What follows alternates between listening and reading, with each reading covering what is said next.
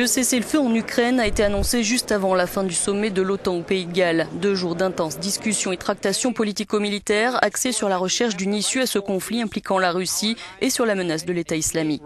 Les États-Unis et l'Union européenne ont montré leur détermination et ont tout fait pour aider l'Ukraine.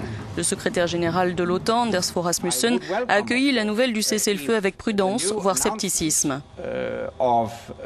Il a dit espérer que ce cessez-le-feu entre Kiev et les rebelles soit une tentative sincère de mettre fin à la violence et d'initier un processus politique constructif.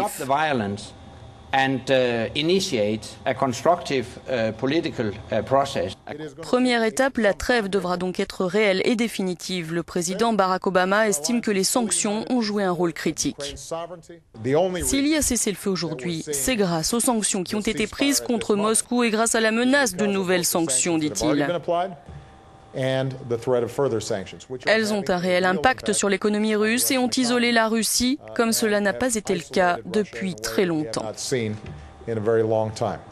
Le président américain s'est bien gardé de faire une référence directe à la guerre froide. L'OTAN va avoir ses moyens renforcés et comme l'explique notre envoyé spécial James Franey, compte tenu de l'instabilité à l'est de ses frontières et de la menace des djihadistes au sud, l'OTAN, souvent raillée comme n'étant plus qu'une relique de la guerre froide, a trouvé un second souffle de vie. Le test pour les alliés sera de faire concorder leurs paroles et leurs actes.